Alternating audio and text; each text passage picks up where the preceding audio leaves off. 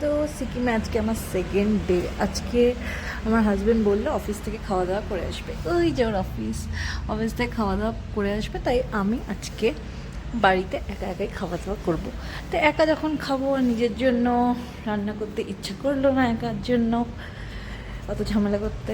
তো আজকে হাজব্যান্ডকে বলে খাওয়ার অর্ডার করিয়েছিলাম। এখানে একজন বাঙালি মহিলা খাওয়ার অর্ডার করলে বাড়িতে দিয়ে যায়, তো সেই খাবার দিয়ে গেল। দেখিয়েছে কী কী খাবার দিয়েছে, ঠিক আছে।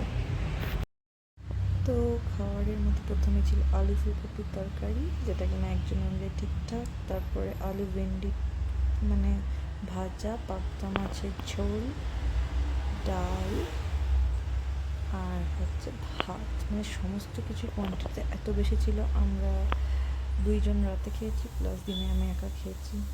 যাই হোক, এই হলো আজকে খাওয়া দাওয়া শেষ করে আমরা চলে গেছিলাম এমজি মার্টে যাওয়ার সময় রাস্তার উপরে এত সুন্দর টয়লেট, ফটোতে কিছুই আসেনি, অনেক অনেক অনেক গুণ সুন্দর। এই হচ্ছে এমজি টোল ট্যাক্সি